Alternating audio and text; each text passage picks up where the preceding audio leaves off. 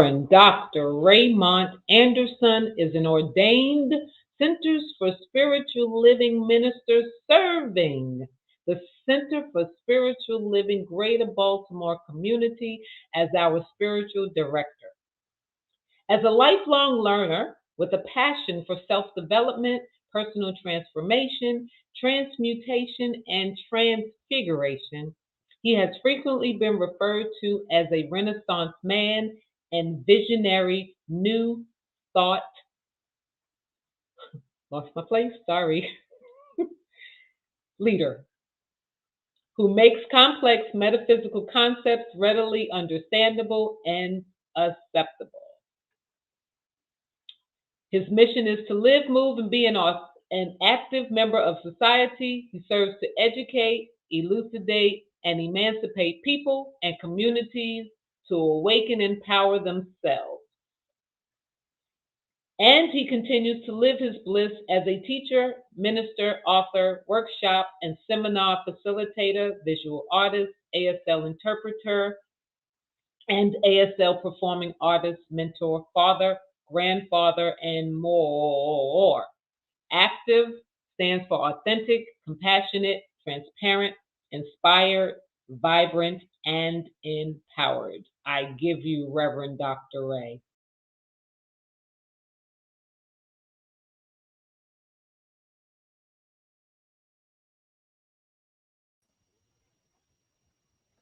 It seems the system is moving slowly, and Tracy's fingers, they're not so quick. Okay, let me stop. So, good morning and greetings, everyone. Happy everything that we are celebrating today. Father's Day, Juneteenth, Pride, the body, and our body's ability to do all that it does. So today, yes, if you haven't been here since the pre-service meditation, the opening prayer, the music, Tracy's shenanigans, and Marianne's in-service spiritual practice, then you may have missed. The theme is the body.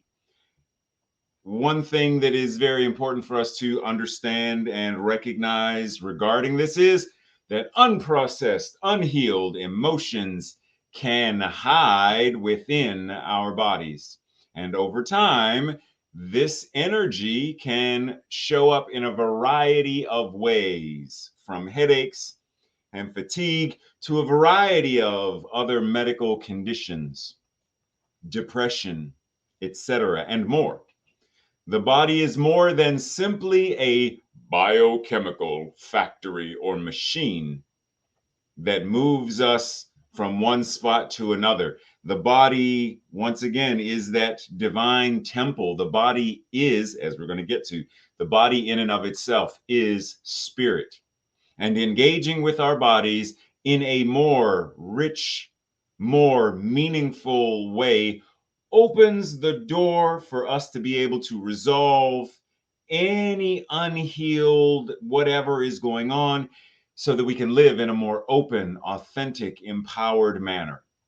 So if you're ready for that and you're ready for this call to action, this spiritual imperative, then let's jump in with a question.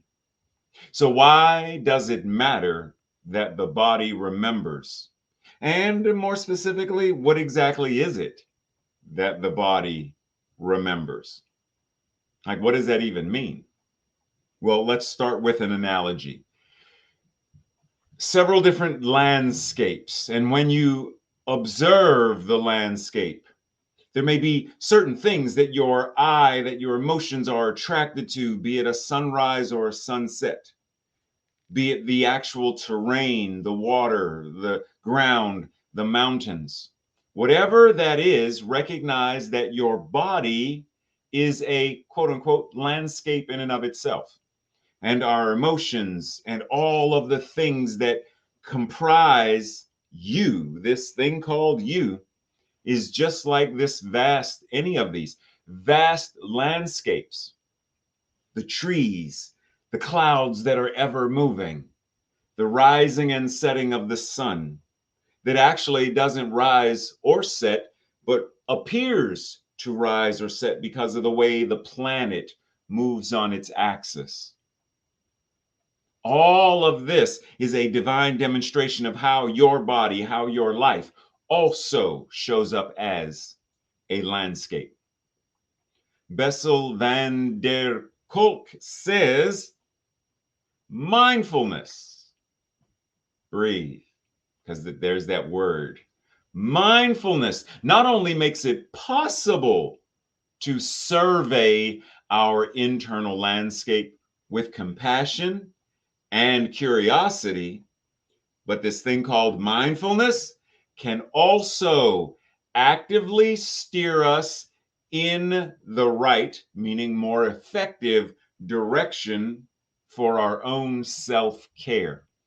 And self-care encompasses all of that stuff like self-worth, self-esteem, self-confidence, self-love. All of that is encompassed within that. So mindfulness brings us to a place where we can survey and steer. See, because survey is like, oh, look, see the mountains over there, over yonder. Yeah. But to steer means let me get my backpack, let me put on my boots, let me take a walk to see the mountains up close, to scale the mountains, to see the sunrise from the peak of the mountains. So mindfulness isn't a passive practice. It is an active and engaged practice that assists us in moving, treating and moving our feet so that we are living more effective lives. Breathe. So last week, you may remember, we had this question, which has been modified now. Finish the sentence as honestly as you can. Right now, I feel what in my body? Or we could even ask, right now, I feel what for my body? Do I feel love for my body, appreciation for my body? Do I feel in my body that stiff neck from not sleeping very well? Do I feel the itchiness of hives that broke out 3 weeks, 2.5 weeks? Like, what do I feel in my body? Because, once again, the body is not some separate thing. It's not an automaton robot for us to simply, right? It's the divine expressing as us. So being mindful of what we feel, being aware of what we feel is in and of itself a spiritual practice. So listen to your body. Why? Because your body is intelligent. It has to be. If in an intelligent universe is incarnating itself as you, then that absolute intelligence must be showing up in the individual as as above, so below. So the intelligence that is God, not the intelligence of God. God is not intelligent. God is intelligence itself. And that intelligence is showing up in, through, and as you right now. So listen to your body, because it knows. It is giving you signals. It is letting you know through the various sensations. Do I feel achy or sore? Do I feel that itchiness in my throat that, it's the precursor that lets me know allergies. Let me do something preemptively so that allergies move on, ease on down the road, so the allergies don't affect me the way they used to, because I am listening to my body as it is telling me, danger, Will Robinson, danger, right? My body is letting me know there's tension in my back, time to stretch. My foot feels cramped, time to stretch. I'm feeling hungry, time to eat. I'm feeling, Tracy said, yeah, I'm feeling triggered to want to eat cake. Oh, that trigger, that sensation is telling me that there's some emotion that is being invited to tend to. But if I'm not aware of the trigger in my body, then I'm going to just go get the cake because my body is saying, feed me cake, feed me cake, feed me cake right now. Tracy's saying, yum, yum, yum. Oh, I wish y'all could hear her. Anyhow, but if I'm not aware of it, then the trigger grabs me and boom, I've eaten the cake. And now the guilt and the shame that comes with having eaten half a cake because I didn't share any with Tracy because, it was my stress. But the moment I am aware, that's what it feels like in my body. Here's my invitation to do what I need to do. Here's my invitation to do what I can do to shift and change. How aware are you of those sensations? Once again, Bessel says, as I often tell my students, the two most important phrases in therapy, as in yoga, are as follows. Notice that. And what happens next? Notice that. And what happens next? Notice that. And what happens next? Once you start approaching your body with curiosity rather than with fear, everything shifts. Once you start approaching your body with confidence rather than shame, everything shifts. Approach your body with love rather than animosity, and everything shifts. Breathe. So here we are with this invitation. What do we do with it? Like, so what? I mean, what is the point, Reverend Ray? What's the point? The point is healing. This whole thing gives us the space to move from a healed state of being. And healed doesn't necessarily mean whatever is going on automatically is gone. Healed may mean something completely different. So being present, because as Bessel says, healing depends on experiential knowledge, not theoretical knowledge, experiential knowledge. You can be fully in charge of your own life only if you can acknowledge the reality of your body in all of its visceral, gritty dimensions. Acknowledging the totality of self affords us the space to be greater stewards of our own lives. How we address conflict or codependency, fear, people pleasing. How we address, as I always say, the 3 C's: communication, cooperation, and collaboration. Because how we communicate, collaborate, and cooperate with our own being affects how we do it with others. Experiential knowledge. So, right here and right now, would we agree? Would we agree that it is time to heal? Because there's a vast, and when I say vast, I mean vast number of books and movies and documentaries and podcasts and videos and stuff and stuff and stuff regarding this idea of healing. Healing my body, healing my mind, healing my emotions, healing the country, healing, healing, healing, healing, healing, healing, healing. Now serving number 77 for healing. Healing. All kinds of things. So, why are there so many books and movies, etc., about this topic? Because the authors, the producers, the directors, etc., are recognizing that where we are as a species, this is a call to action. And if it's occurring for the species, then that means right here, right now, because I'm a part of it, then right here, right now, I am being invited. Physician, heal thyself. Metaphysician, heal thyself. I am being invited to address where in my body, what in my body, what as my body is calling me into a space, a consciousness of healing.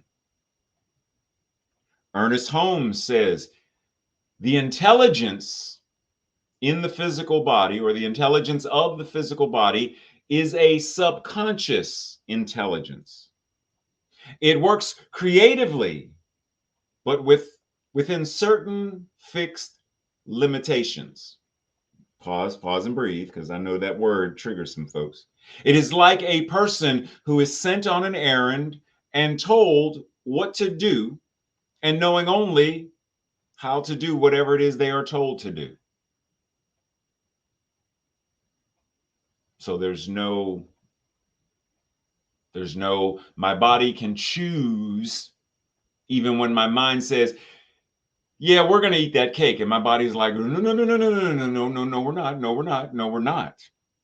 And so my body, quote unquote, has a mind of its own, but it doesn't. Therein lies the point.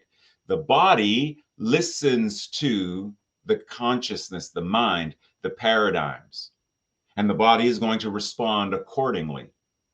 That's why I can test my own pulse right now, bring to my mind something or someone that has angered me or still angers me, and I feel my blood pressure, I feel my heart rate increase. Why? Because my body is doing what it is told to do. My body is responding based upon the neurotransmitters and the chemicals that are being released, because my body doesn't differentiate between what is here and tangible and what it imagines, what the mind imagines. It's all one and the same. So once again, we are being invited into a different level of effective stewardship, recognizing that there are vast layers, levels, systems to the body, and that stress and love, fear and compassion, all of these affect the body accordingly. And so when we understand what we don't want, I don't want to experience whatever tension in my neck, then what do you want? I want ease of motion. Then shift your attention. Now believe, now think what it is you are being called to think, believe, and behave as, in order to have what you do want rather than what you don't want. But you do have to be mindful of that. You do have to be aware of it. Sometimes we can be so caught up in the pain in my neck. It hurts right now. It hurts right now. Oh God, it hurts right now. The pain in my neck, it hurt. We can be so caught up in that pain that we don't think relief.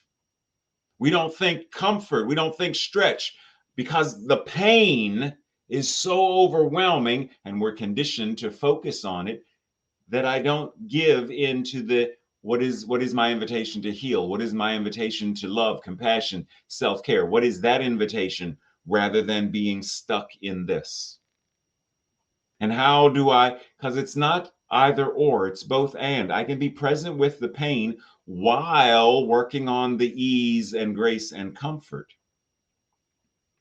Mark Nepo says, the task of being fully alive challenges us to stay in the center while feeling the full range of life on earth. Be centered, yet open at the top. Sounds familiar. Being an individualized expression while also recognizing that you are the absolute. You are God individualized and the absolute God that is doing the individualizing. Fully alive means I am open, I am present, open at the top and open at the bottom. I am present, I am grounded, I am anchored. A tree whose roots sink deep and firm, and whose branches reach high and out and bloom, both and. Fully alive. Breathe. Fully alive also means that there are going to be ups and downs in life. And it's all connected. It's all connected. Enjoy the ride, right? And I know that's woo, woo. Even for me right now, today being the anniversary of my mother's death 2 years ago, even saying that, enjoy the ride, woo. Because I used to be someone who hated roller coasters. I'm not getting on that thing. I'm not getting on that thing. No, I said no. And then, I got, just go ahead, just go ahead, just go ahead. Till I then became a roller coaster fanatic. I loved them. I would get on one and ride it and get on it right again, get back in line again and again and again. We're in life. We are life. And all of these twists and turns and ups and downs happen to us. And there are a variety of ways that we can respond. We can respond in excitement and joy, or apprehension and fear, and oh, in the name of baby Jesus, what is going like, ow.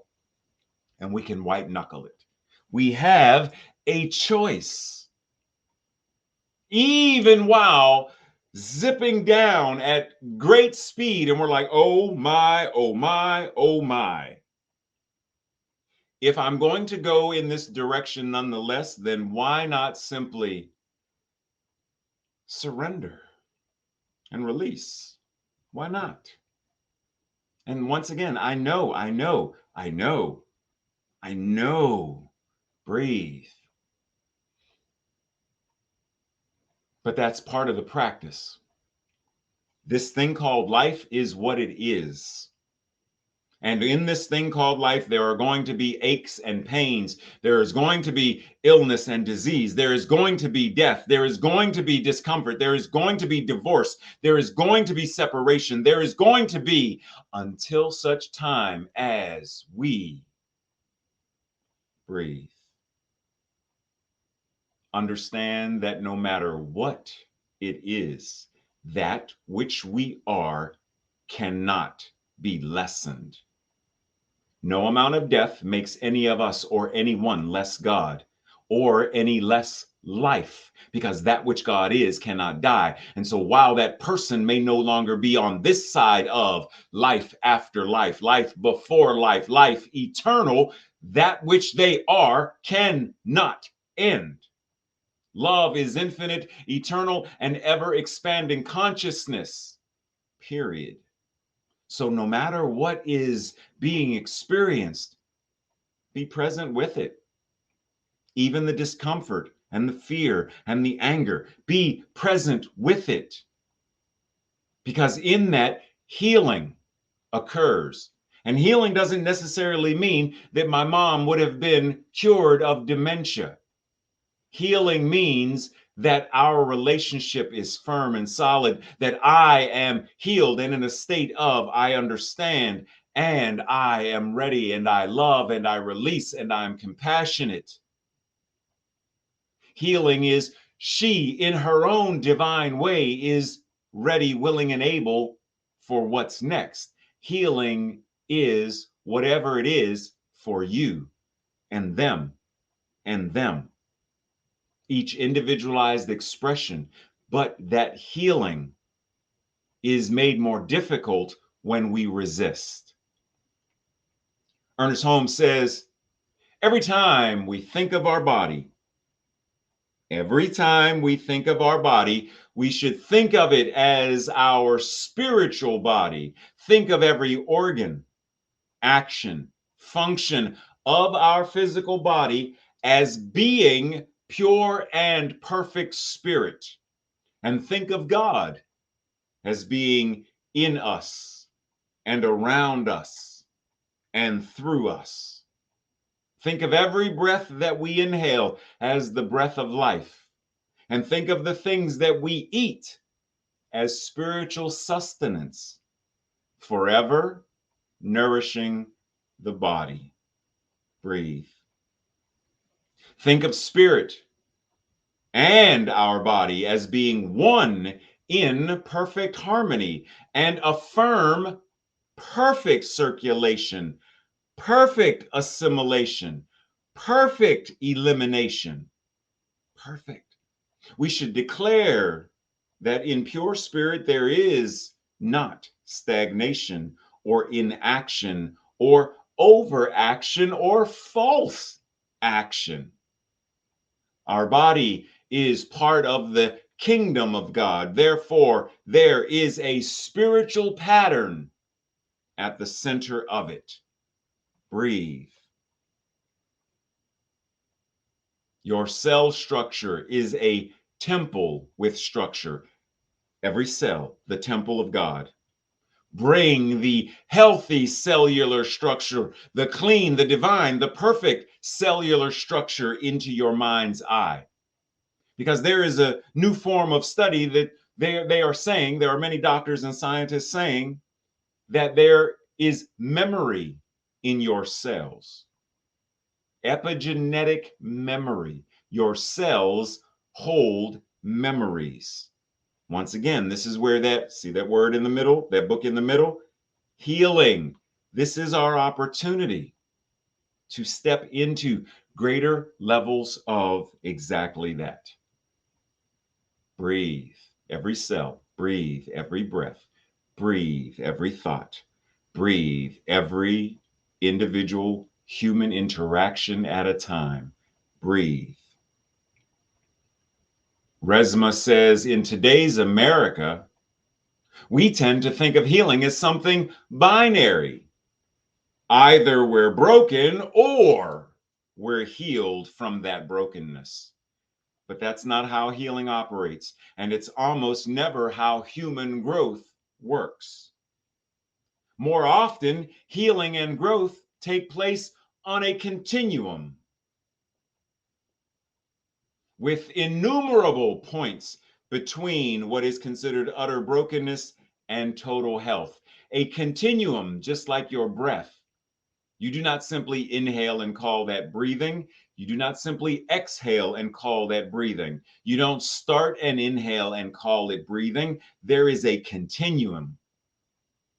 For the moment the inhale starts till it gets to that pause before the exhale, it's a continuum. Breathing, healing is a continuum. It is a spiral that is ever in motion, just like spiral dynamics.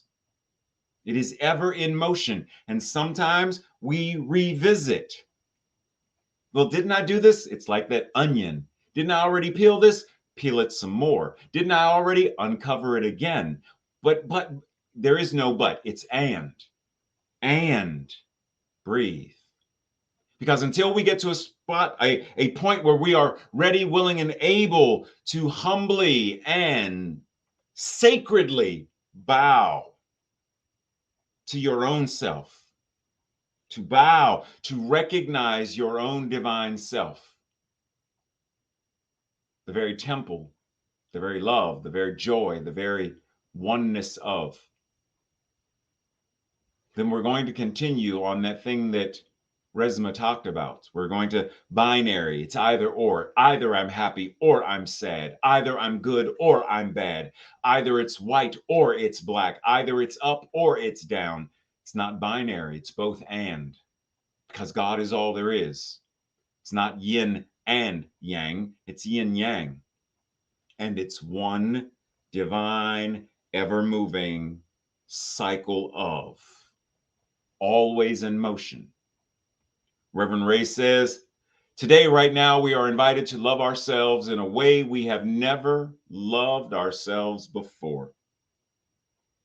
To appreciate ourselves as valid, worthy, and deserving of the best life has to offer itself as us. Healing our minds, healing our emotions, our relationships, and our bodies is all a part of the practice we are invited into right now. Our bodies, including the body of our affairs, Remember the traumas that we learn, that we leave. Sorry. Remember the traumas that we leave unheard, unhelped, unhealed. And like all memories, our lives are influenced and impacted accordingly because it's all connected. Love yourself in a way that you never have before. See yourself as valid and worthy and deserving in a way that you never have before. Appreciate. Learn to hear and recognize, to help, to heal all of the traumas, all of the memories, all of that stuff. Put it all out there and address it rather than avoid it. We don't, poison ivy or something. You're like, oh, it's poison ivy. What would happen if we don't let that spread? We isolate it, we address it. Calamine lotion, Benadryl, something, we address it. Why would we not do the same thing for any traumas, guilt, shame? Why spread it when we have the opportunity to look at it for what it is and heal it? Breathe. This week's practice, our opportunity to dive into this experiential practice and knowledge. Journal and ask yourself, what systems or structures do you participate in,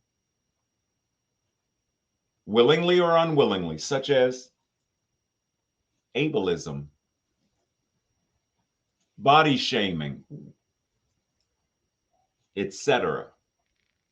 What systems or structures do you participate in, willingly or unwillingly, that are built on the idea, the paradigm, and the consciousness of oppressing other people's or your own bodies? And how can you start to do the work to change that in yourself and then externally? Breathe. And then have a conversation with one person about, can you think of a time when you felt an emotion or feeling in your body that didn't feel like yours? Like maybe it's an empathic thing, right? Was it some collective trauma that you were picking up on? Empathy for someone else and their feelings.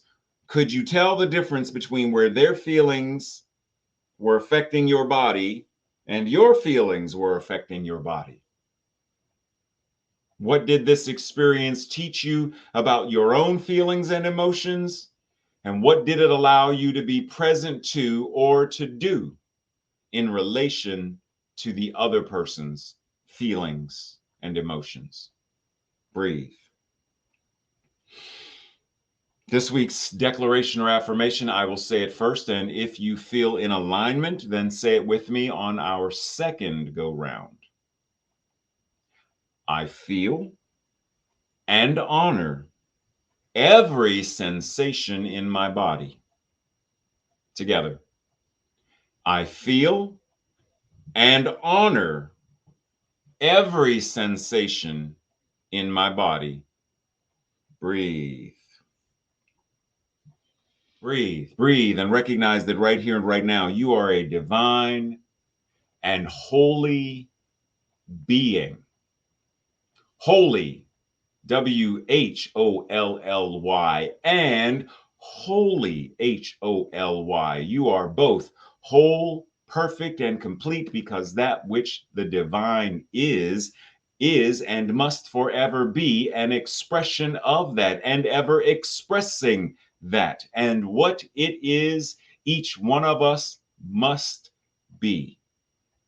And so, because God is all there is, and God is ever expanding consciousness, always vibing and moving and loving and acting upon itself, though this thing called service now comes to an end, the manner in which you, the manner in which I, the manner in which we, as the body of God, the hands, the hearts, the minds, the eyes, the beingness of the divine, as we now go out into the world to continue this thing called being of service, serving the world, manifesting, creating, inspiring, and shining that which is love and joy, infinite health and well-being, being that in the world.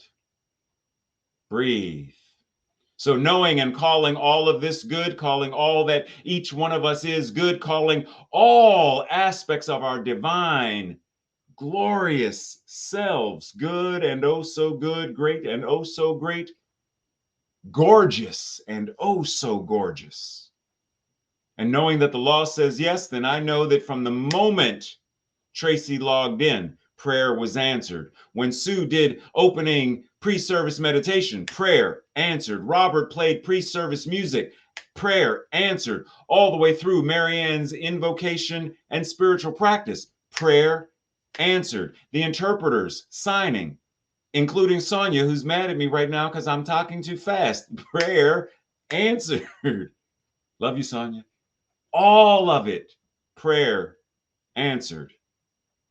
Because you are that. We are that. We are answered prayer in action, experiential treatment, living, moving, and having its being. And the law says yes. And knowing that, I surrendered because it's already done. And so it is. Namaste, greetings, much love and appreciation.